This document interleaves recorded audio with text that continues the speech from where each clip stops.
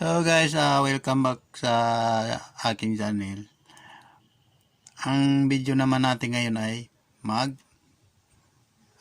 po tayo ng wifi ng bayan.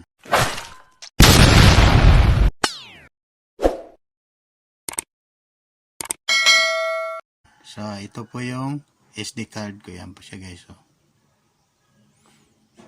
Replace po natin. Sundan nyo lang po ako guys para po doon sa pinag-aaralan pa ito paano magawa. So saksak po natin muna dito. Yan. Ito. Oh, yan. Detect na ng laptop ang ating SD card. Yan po siya guys. So, pero para wala pong sagabal, disable muna natin itong SMADAB. Yan, diyan ka muna. So, ito po yung pang replace na application guys. Itong Rufus ang gamit ko. Itong Rufus 3.11. Pwede naman dito sa Balena Itcher. Kahit saan diyan sa dalawa, pwede po. Pero dito po ako sa itong Rufus 3.11. Click lang natin diyan. Kailangan nakasaksak muna yung USB nyo guys ha. Na nandoon yung SD card. Next. Then pagdating dito, click lang po natin dito.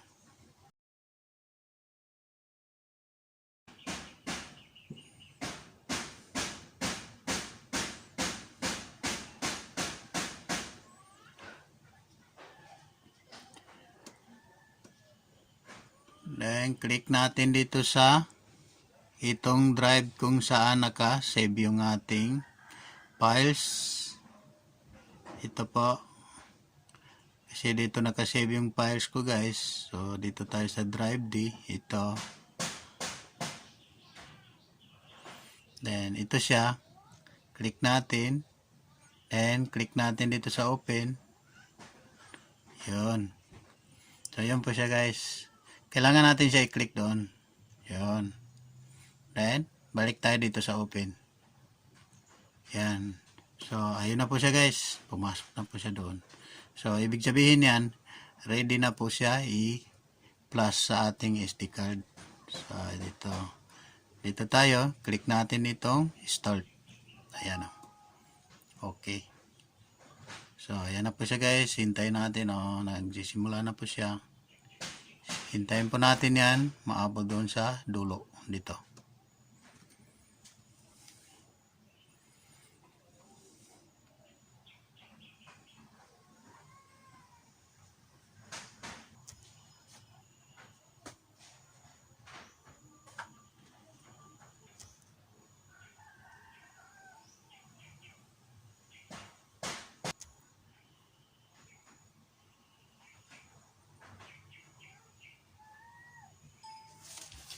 Then, ito guys, tapos na po siya.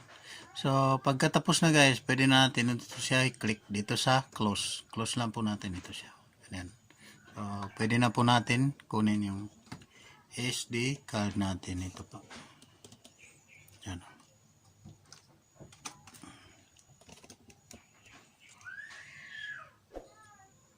Yan na po siya guys. So,